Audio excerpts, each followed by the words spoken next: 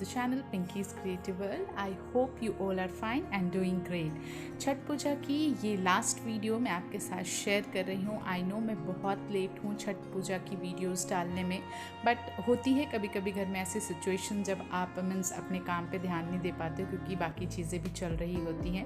Anyways ये है छठ पूजा की सुबह की वीडियो। मम्मी यहाँ पे नहा रही हैं और उसके बाद मैं उनके हाथ में पिठार और सिंदूर लगाऊंगी और उसके बाद पान का पत्ता उनके हाथ में रख के अरवा चावल डाल के और फिर ये नारियल उनके हाथ में दूंगी। ये हाथ में ले करके मम्मी ठरिया देती हैं और ये तब तक खड़ी रहेंगी जब तक भगवान जी के उनको दर्शन नहीं हो जाते। जैसे ही भगवान जी की थोड़ी सी भी लालिमा आ जाती है उसके बाद हाथ उठेगा, मतलब अर्घ जो भी चीज़ें यहाँ रखी हुई हैं ना, ये सब भगवान जी को फिर अर्घ देंगी मम्मी। लेकिन अभी जब तक भगवान जी के दर्शन नहीं हो जाते हैं तब तक मम्मी इसी तरीके से हाथ में नारियल और धूप बत्ती लेकर के खड़ी रहेंगी और ठरिया देंगी।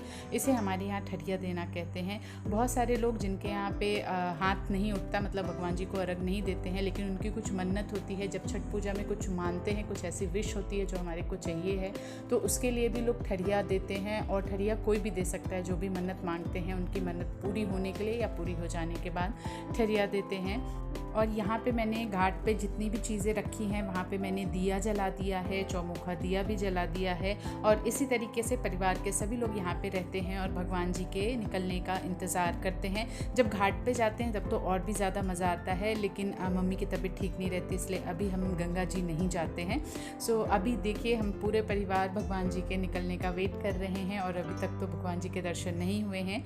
एक बार भगवान जी जब आ जाते हैं तो देखिए इस तरीके से हर एक सूप मम्मी के हाथ में देंगे और फिर लोटे से जल भी दे सकते हैं और कच्चा दूध भी दे सकते हैं, गाय का दूध, उससे अर्घ देंगे। और उसके बाद मम्मी गोल घूमती हैं और फिर ये अर्घ उनके हाथ से लेके फिर दूसरा सूप उनके हाथ में देंगे। इसी तरीके से जितनी भी चीज़ें छठ घाट पे आई है वो सभी चीज़ें मम्मी हाथ उठाएंगी और सभी लोग दूध से और जल से यहाँ पे अर्घ देंगे। कुछ इस तरीके से हमारे यहाँ होती है छठ की पूजा।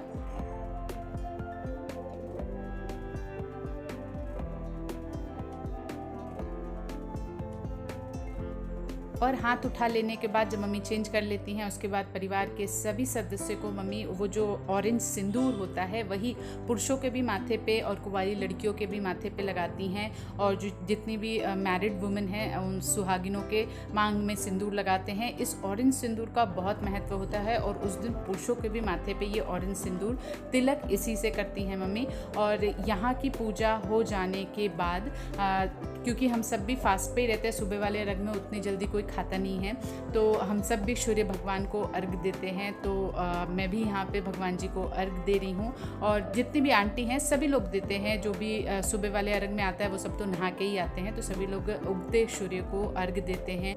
और उसके बाद दौरा उठा के हम छठ घाट से घर आ जाते हैं। जब गंगा जी जाते थे तो वहाँ से वापस आते थे, अभी छत से तो ईजी है तो वहाँ से हम नीचे आ जाएंगे। और नीचे आने के बाद मम्मी सबसे पहले मंदिर जाती हैं, तो मैं भी मम्मी के साथ मंदिर गई थी और मैं आपके साथ आज भगवान जी का अद्भुत श्रृंगार आप सभी के साथ शेयर कर रही हूँ। भोलेनाथ के सामने फूलों से सूर्य भगवान बनाए थे और भगवान जी को अर्धनारीश्वर के रूप में अद्भुत उनका श्रृंगार किया हुआ था। ये पूरी ही जो सजावट थी वो फूलों से की हुई थी और भगवान की जो प्रतिमा है वो इतनी अद्भुत और इतनी सुंदर लग रही थी कि मैं बस देखती ही रह गई। आप सब भी दर्शन करें।